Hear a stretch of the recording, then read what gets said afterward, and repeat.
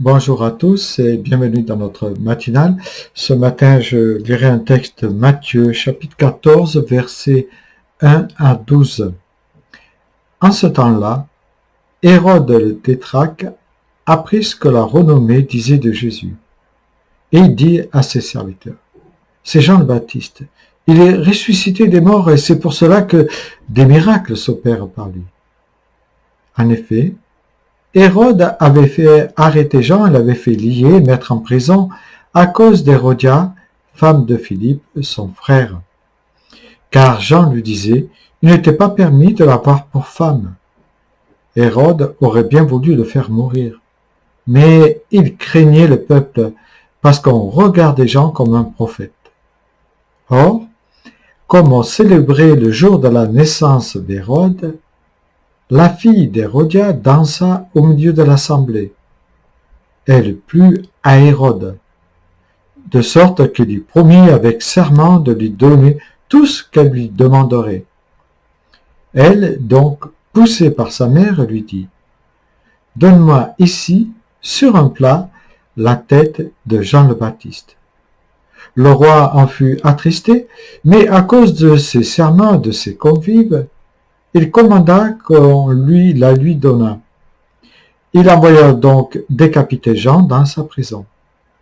On apporta la tête sur un plat et on la donna à la jeune fille, qui la présenta à sa mère. Puis les disciples de Jean vinrent, emportèrent son corps et l'ensevelirent, et ils allèrent l'annoncer à Jésus. Voilà, une histoire pas très drôle. L'évangile de Jean nous décrit cette terrible exécution de Jean le baptiseur. Homme intègre et droit qu'était Jean, homme qui vivait dans un désert se nourrissant de miel et de sauterelles. Jean le baptiseur a été décapité.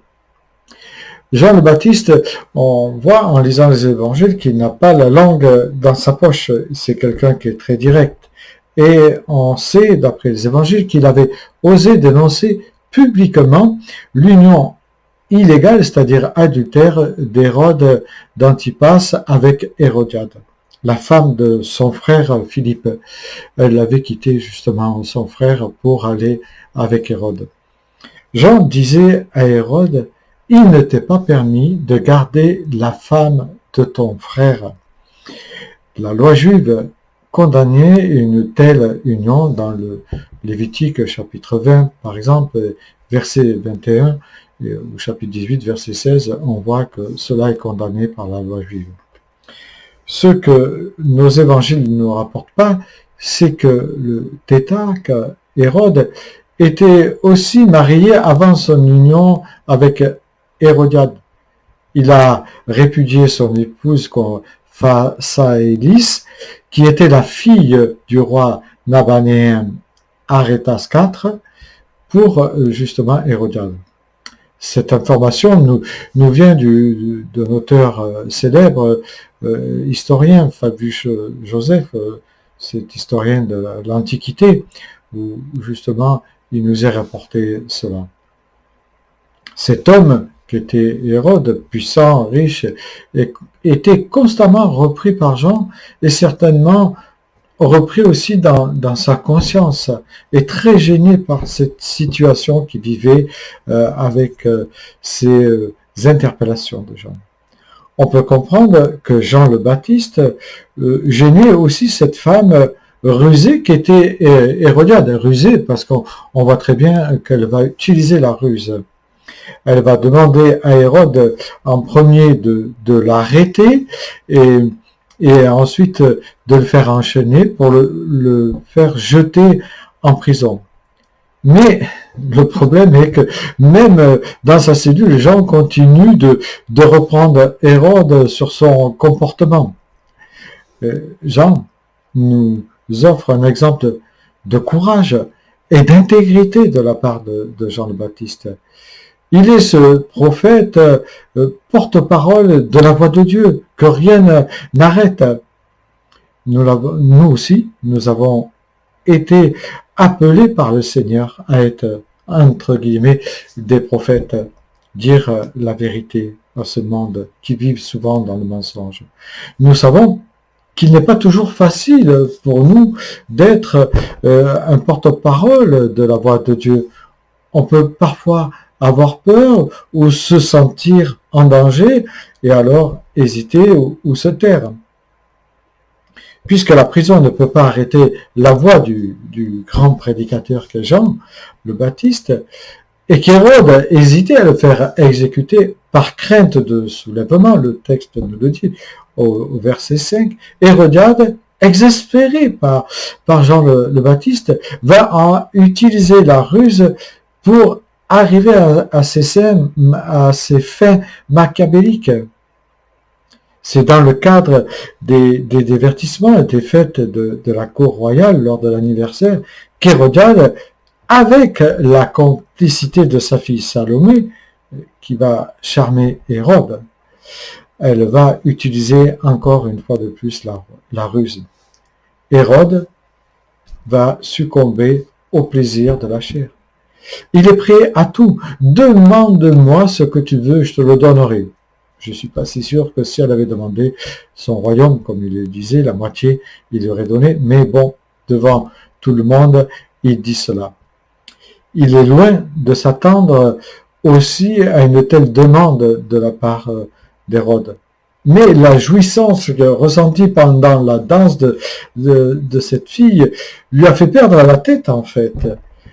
Il va parler trop vite, et il a parlé trop vite, pardon, et devant ses invités, il ne peut plus reculer. Il est pris à son piège et se trouve obligé de faire droit à la demande de la jeune fille. C'est terrible, cette exécution que va devoir vivre Jean le Baptiste, alors qu'il n'a rien fait, il a simplement dit la vérité. Mais notre monde a horreur de la vérité. Et nous voyons que dire la vérité devant les autorités ou à certaines personnes, ce n'est pas toujours simple. Il faut parfois en payer le prix. Pour Jean, le prix a été très élevé, mais il était prêt à le payer, ce prix. Même si cela devait lui sembler une cause, entre guillemets, perdue. Aujourd'hui, dans le climat dans lequel nous vivons, dans le climat dans lequel nous sommes, avec tous ces attentats, est-ce que je suis prêt, moi, à payer le prix de mon appartenance à Jésus? Aurais-je le courage de m'affirmer si je me sens en danger, si je me sens menacé? En tant que chrétiens, nous sommes appelés à choisir entre le monde ou Dieu. Bien sûr, c'est radical. Mais on peut se poser la question, est-ce que je suis esclave aussi de l'opinion des autres, comme l'a été Hérode? Est-ce qu'il vous est arrivé de devoir choisir entre la solution la moins risquée quand vous vous sentiez en danger? Est-ce que vous avez choisi cette solution? Si vous l'avez choisi, alors vous revenez au Seigneur, demandez pardon. Et si vous êtes dans la situation d'avoir peur de vous affirmer, si c'est le cas que vous avez peur de vous affirmer, alors demandez au Seigneur cette détermination et le courage divin, je dis bien ce courage est divin, de vous affirmer et de dire la vérité coûte que coûte. Que le Seigneur vous bénisse.